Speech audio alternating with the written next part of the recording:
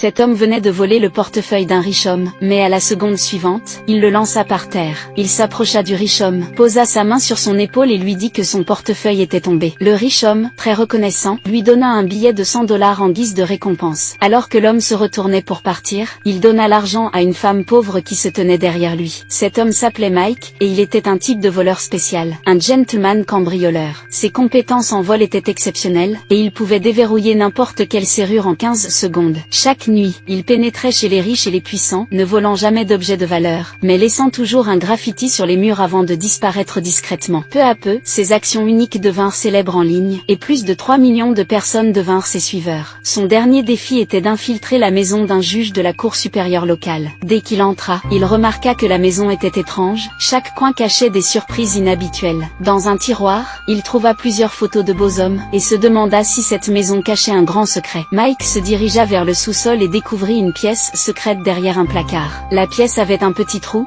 et en y jetant un coup d'œil, la vue qui s'offrit à lui le fit sursauter. Il monta rapidement à l'étage, non pas pour fuir, mais pour préparer un plan d'évasion complet. Mais à ce moment-là, toutes les lumières à l'étage s'allumèrent. Le juge était rentré chez lui. En réalité, le juge avait reçu une alerte de son téléphone, signalant une intrusion. Alors il était revenu vérifier, mais tout semblait normal dans la maison. Pensant que l'alarme était défectueuse, il leva distraitement les yeux et remarqua que le tableau sur le mur était légèrement de travers. Mike tenta discrètement de s'éclipser sans être vu par le juge, mais ce dernier, peut-être entendant un bruit, se tourna vers lui. Mike se coucha immédiatement au sol, échappant de justesse à sa vue. À cet instant, il aperçut un homme dans la pièce, battu et torturé, son visage méconnaissable à force de souffrance. Le lendemain, Mike appela anonymement la police, mais la pièce secrète était trop bien cachée, et la police ne parvint pas à la trouver. En tant que gentleman cambrioleur, Mike décida de résoudre ce mystère par lui-même.